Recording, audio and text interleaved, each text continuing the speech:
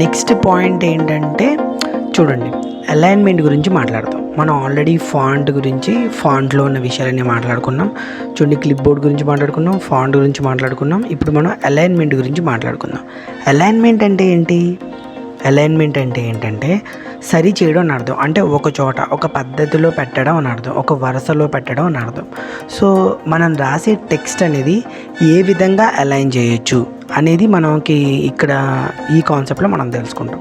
చూడండి, for suppose ఇప్పుడు ఏమైందంటే నేను ఏం చేద్దాం అనుకుంటున్నానంటే 10th క్లాస్ మార్క్స్ అనే ఒక టేబుల్ క్రియేట్ చేద్దాం అనుకుంటున్నాను. ఫర్ ఎగ్జాంపుల్ ఇప్పుడు నేను ఏం చేస్తానంటే చూడండి ఒకసారి, 10th క్లాస్ మార్క్స్ లిస్ట్ అని నేను టైప్ చేస్తున్నాను. ఒకసారి చూడండి, 10th క్లాస్ మార్క్స్ లిస్ట్ని నేను టైప్ చేశాను. చూడండి, ఇక్కడ ఏమైంది, యాక్చువల్గా ఏంటంటే ఇదంతా కలిపి ఒకటే సెల్లో పడుతుంది, అవునా కదా? కానీ నాకు కొంచెం పెద్దగా కావాలి. సో ఇలాంటి సందర్భంలో మనం ఏం చేయొచ్చు అంటే ఒక 4-5 సెల్స్ని సెలెక్ట్ చేసి ఆ సెల్ అన్నిటిని కలిపి ఒకటిగా చేసి మనం ఒక మంచి హెడ్డింగ్ పెట్టచ్చు. ఎలా పెట్టచ్చు నేను ఇప్పుడు చూపిస్తాను. ఒకసారి చూడండి, నేను నెక్స్ట్ షీట్లోకి వచ్చాను, అంతే, ఏం కాదు. చూడండి, ఈసారి నేను ఏం చేస్తానంటే ఒక 4-5 సెల్స్ నేను ఇలా సెలెక్ట్ చేస్తాను. ఈ సెల్స్ అన్నీ కలిపి ఒకటే సెల్గా చేయొచ్చు. ఈ సెల్స్ అన్నీ కలిపి ఒకటే సెల్గా చేయడానికి ఏం చేయొచ్చు అంటే చూడండి, ఇక్కడ మనకి ఏ అని కనపడుతుంది కదా, దీన్ని మర్జ్ సెంటర్ అని అంటారు. దీన్ని పక్కన క్లిక్ చేసినప్పుడు మనకి చాలా ఆప్షన్స్ కనపడుతూ ఉంటాయి. సో ఈ ఆప్షన్స్ మీకు బాగా కనపడడం కోసం నేను కొంచెం దీన్ని జూమింగ్ చేస్తున్నాను. అలాగే ఏంటంటే మీకు దీంట్లో ఉన్న తేడాలు తెలియడం కోసం దీన్ని మొత్తాన్ని నేను బోర్డర్స్గా డిజైన్ చేస్తాను. ఒకసారి చూడండి. సో ఆల్ బోర్డర్స్ నేను చేసినప్పుడు మీకు కొంచెం క్లియర్గా మీకు కొంచెం క్లియర్గా కనబడుతూ ఉంటుంది. సో ఇప్పుడు మనం ఇలా సెలెక్ట్ చేసాం కదా, ఇప్పుడు చూడండి ఒకసారి, ఇప్పుడు దీన్ని అంతటిని నేను ఏం చేస్తానంటే ఒకటే సెల్గా ట్రై చేస్తాను. ఒకటే సెల్గా ట్రై చేయడానికి చూడండి, ఇక్కడ మర్జ్ సెంటర్ అని ఉంది కదా, దాన్ని సెలెక్ట్ చేశాను అనుకోండి. చూడండి, మొత్తం అంతా కలిపి ఒకటే సెల్ అయిందా? ఇది ఒక స్టైల్. ఫర్ ఎగ్జాంపుల్ అలా కాదు, చూడండి ఇంకొక స్టైల్ చెప్తాను. చూడండి, ఇక్కడ మర్జ్ అక్రాస్ అంటే మనకి కాలమ్స్ డివైడ్ అవుతాయి అన్నమాట. ఒకసారి చూడండి, ఇప్పుడు కాలమ్స్ పోయి ఓన్లీ రోస్ మాత్రమే ఉన్నాయి, అవునా కదా? సో ఇదొక స్టైల్. ఫర్ ఎగ్జాంపుల్ అలా కాదు, చూడండి ఇక్కడ మర్జ్ సెల్స్ అని కూడా ఉంటుంది. మర్జ్ సెల్స్ అన్నా మర్జ్ సెంటర్ అన్నా ఆల్మోస్ట్ సేమ్, ఓకేనా? చూడండి, ఇక్కడ అన్మర్జ్ సెల్స్ అంటే ఒకవేళ మనం మర్జ్ చేస్తే, చూడండి నేను ఇప్పుడు మర్జ్ సెంటర్ చేస్తున్నాను. సో ఇలా ఉంది. లేదు నాకు అన్మర్జ్ చేసేయాలంటే మళ్ళీ మనం అన్మర్జ్ చేసామంటే ఆటోమేటిక్గా ఇలా ఉంటుంది ఫ్రెండ్స్, ఓకేనా? సో నౌ ఇప్పుడు మనం ఏం చేద్దామంటే మొత్తాన్ని మర్జ్ చేద్దాం. చూడండి, నేను మర్జ్ సెంటర్ అని ట్రై చేస్తున్నాను.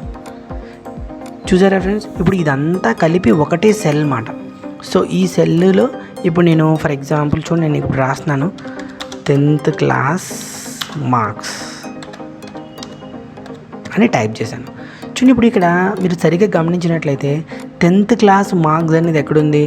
ఈ సెల్ ఇంత పెద్ద సెల్లో కింద ఉంది.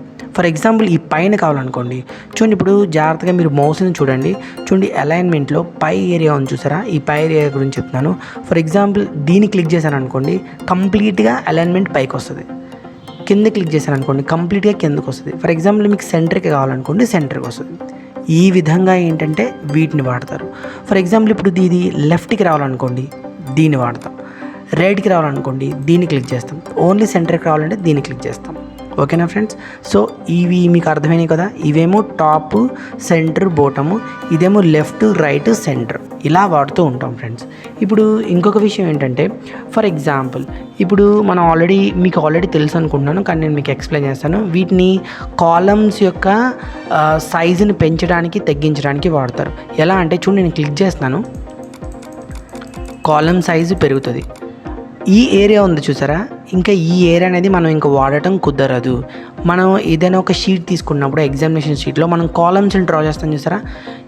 ఈ టీకి ఇటువైపు ఉన్న ఆ షీట్లో ఆ లైన్ అనేది నేను సైజ్ పెంచుతున్నాను అనమాట. సో ఇక్కడ మళ్ళీ నేను ఏం టైప్ చేయడానికి కుదరదు. చూడండి, ఈ కాలమ్ సైజ్ అనేది ఇంక నేను పెంచినట్టే అర్థం అనమాట. ఫర్ ఎగ్జాంపుల్ తగ్గించాలనుకోండి, మళ్ళీ ఇలా అంటే తగ్గించినట్టు, ఓకేనా ఫ్రెండ్స్? ఆల్మోస్ట్ మనం దీన్ని వాడము, మెయిన్గా మనం వాడేది వీటినే వాడతాం, ఓకేనా ఫ్రెండ్స్? ఈ వీటిని వాడడం వల్ల మనం సెంటర్ చేయొచ్చు, ఓకేనా ఫ్రెండ్స్? ఐ హోప్ మీకు అర్థమైందని అనుకుంటున్నాను. చూడండి, ఇక్కడ మీరు గమనిస్తే ఈ 10th క్లాస్ మార్క్స్కి చూడండి దీని యాంగిల్ మార్చవచ్చు అన్నమాట. చూడండి ఎలా మార్చవచ్చు యాంగిల్, చూడండి డిఫరెంట్ స్టైల్స్ ఆఫ్ యాంగిల్స్, ఓకేనా ఫ్రెండ్స్? మీకు అర్థమవుతుంది అనుకుంటున్నాను. సో ఈ విధంగా ఏంటంటే మనం కావాలనుకుంటే చూడండి ఇక్కడ ఫార్మాట్ సెల్ ఎలిమెంట్ ఉంది కదా, దీన్ని సెలెక్ట్ చేయండి. సెలెక్ట్ చేస్తే మనకి కావాల్సిన అలైన్మెంట్ని మనమే డిజైన్ చేయొచ్చు. చూడండి ఇక్కడ,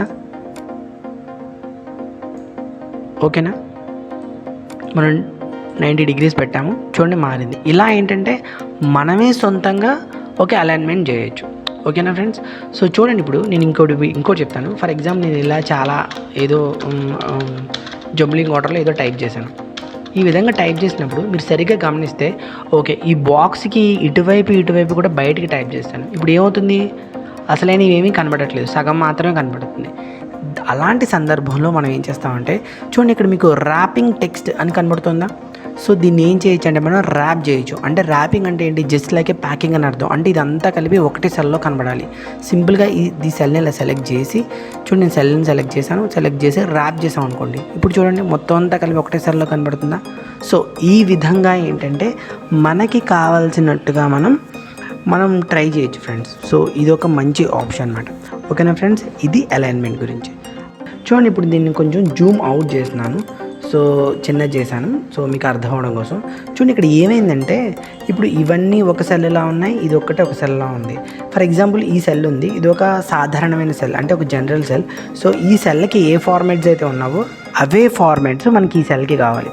సో అప్పుడు మనం ఏం చేస్తాం, ఏం లేదండి, సింపుల్గా ఫార్మాట్ పెయింటర్ని సెలెక్ట్ చేసి దీన్ని ఒకసారి ఇలా సెలెక్ట్ చేసాం అనుకోండి. చూడండి, ఇప్పుడు ఆటోమేటిక్గా మిగిలిన సెల్స్ ఎలా ఉన్నాయి అలా మారిపోయినాయి. అవునా కదా? కావాలంటే మీరు అన్మర్జ్ సెల్ కూడా వాడుకోవచ్చు. ఇది కూడా ఒక ఆప్షన్. చెప్పాను కదా, మనం ఫార్మాట్ పెయింటర్ని ఎక్కువగా వాడతాం. చూడండి, ఇప్పుడు మనం ఏం చేద్దామంటే ఒక చిన్న డేటా నేను ఎంటర్ చేయాలనుకుంటున్నాను. చూడండి, నేను ఒక చిన్న డేటా ఎంటర్ చేస్తాను మీకోసం.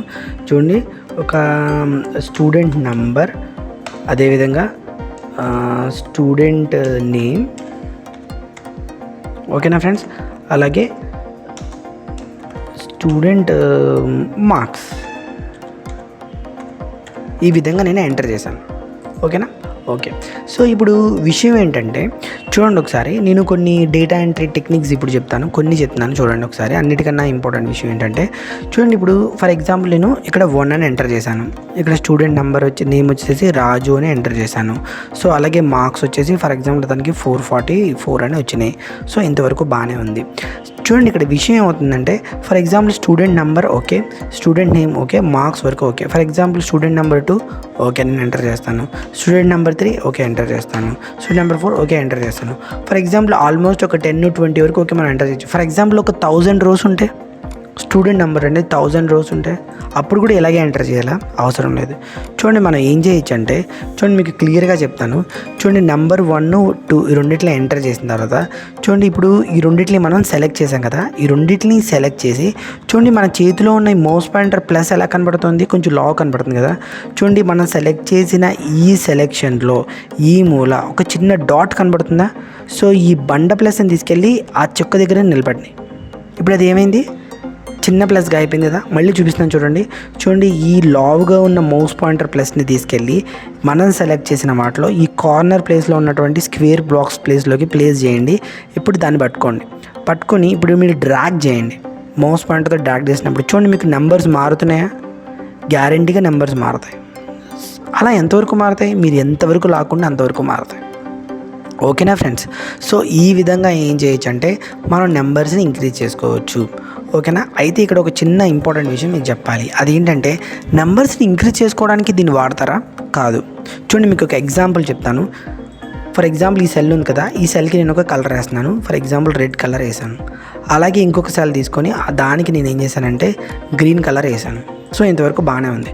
ఇప్పుడు ఈ రెండిట్లని నేను సెలెక్ట్ చేస్తాను. సెలెక్ట్ చేసి చూడండి, ఇప్పుడు ఈ బండ ప్లస్ని తీసుకెళ్ళి ఆ కార్నర్ తీసుకెళ్ళిపోయి చూడండి, చిన్న ప్లస్ అయింది కదా, ఇప్పుడు పట్టుకొని చూడండి డ్రాగ్ చేస్తున్నాను. ఇప్పుడు ఏమవుతుంది, ఒకవేళ నేను వదిలేనంటే మీకు ఏమవుతుంది, ఎవరైనా గెస్ చేయగలరా? ఏమవుతుంది అంటే చూడండి, ఇదే కలర్ మళ్ళీ రిపీట్ అవుతుంది. అవునా కదా ఫ్రెండ్స్? సో ఈ విధంగా ఏంటంటే దీని యొక్క అర్థం ఏంటంటే ఏవైతే 2 సెల్స్ ఏవైతే 2 అనే కాదు ఎన్ని సెల్స్ అయితే సెలెక్ట్ చేశారో ఆ 2 ఎలా ఉన్నాయో కంటిన్యూషన్ కూడా నాకు అదే కంటిన్యూటీ ఉండాలి అని చెప్పడం కోసం ఇలా డ్రాగ్ చేస్తాం అన్నమాట. ఓకేనా ఫ్రెండ్స్, చూడండి మీకు అర్థం అవడం కోసం ఇంకొకసారి చెప్తున్నాను. చూడండి ఫర్ ఎగ్జాంపుల్ ఈసారి నేను ఏం చేశానంటే 3 ఎంటర్ చేశాను, ఆ తర్వాత 2 ఎంటర్ చేశాను. ఇప్పుడు మనం డ్రాగ్ చేద్దాం. డ్రాగ్ చేస్తే ఏమవుతుందో చూద్దాం. చూడండి ఇప్పుడు నేను డ్రాగ్ చేస్తున్నాను, నెంబర్స్ తగ్గుతూ ఉంటాయి కదా, చూడండి తగ్గినాయా లేదా, 3 2 1 0 ఆటోమేటిక్గా -1 -2 -3. అవునా ఫ్రెండ్స్? సో ఈ విధంగా ఏంటంటే మనం వేటినైతే సెలెక్ట్ చేసామో అదే ఫార్మేట్లో మిగిలినవి కూడా కంటిన్యూ అవ్వాలి. అలాంటి దానికోసం ఈ డ్రాగ్ అండ్ డ్రాప్ని మనం వాడతాం. ఓకేనా ఫ్రెండ్స్?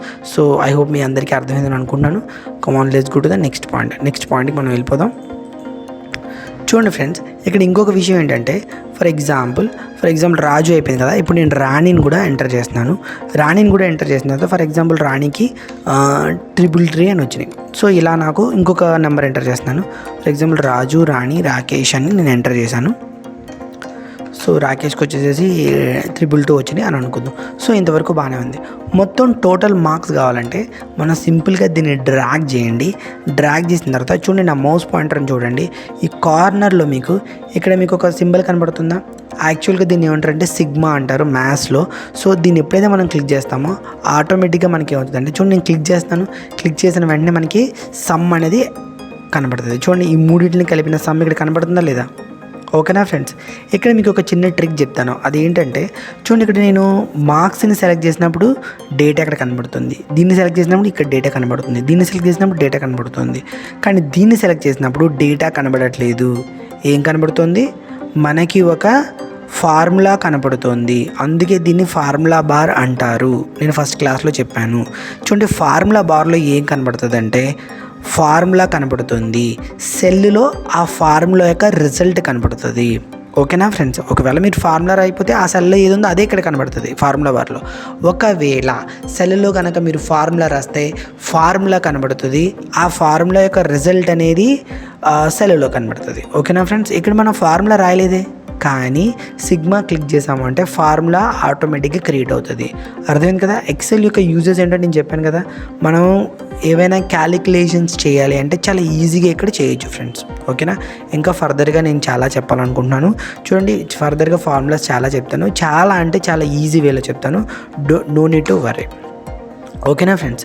సో ఇది ఒక స్టైల్. ఇప్పుడు మీకు కొన్ని చిన్న టెక్నిక్స్ చెప్తాను. అదేంటంటే చూడండి ఇక్కడ స్టూడెంట్ నెంబర్ ఉంది కదా, ఇవి సింగిల్ నెంబర్స్గా ఉన్నాయి. ఇవి ఎలా ఉన్నాయి సరిగా కనబడట్లేదు, యాక్చువల్గా కలిసిపోయి ఉన్నాయి. నేను మీకోసం కొంచెం జూమింగ్ చేస్తున్నాను. చూడండి ఇవి ఎలా ఉన్నాయి, కొంచెం సైడ్కి వచ్చినాయి. నా సజెషన్ ఏంటంటే this is not a rule, ఇది రూల్ కాదు, జస్ట్ సజెషన్. అది ఏంటంటే ఎప్పుడైనా సరే ఇలా నెంబర్స్ ఎంటర్ చేసినప్పుడు గ్యారంటీగా వాటిని సెంటర్ చేస్తే బెటర్. చూడండి ఇప్పుడు చూడడానికి కొంచెం బాగుంటుంది. అలాగే టెక్స్ట్ ఎప్పుడు కూడా లెఫ్ట్ సైడ్లోనే ఉండాలి. అలాగే మార్క్స్ ఎప్పుడు కూడా నెంబర్స్ ఎప్పుడు కూడా మీకు సెంటరే ఉండాలి. ఇలా సెంటర్ ఉంటే చూడడానికి బాగుంటుంది. అలాగే ఉండాలి, అది రూల్ అంటే రూల్ కాదు. ఓకేనా? చూడడానికి బాగుంటుంది, జస్ట్ సజెషన్ మాత్రమే.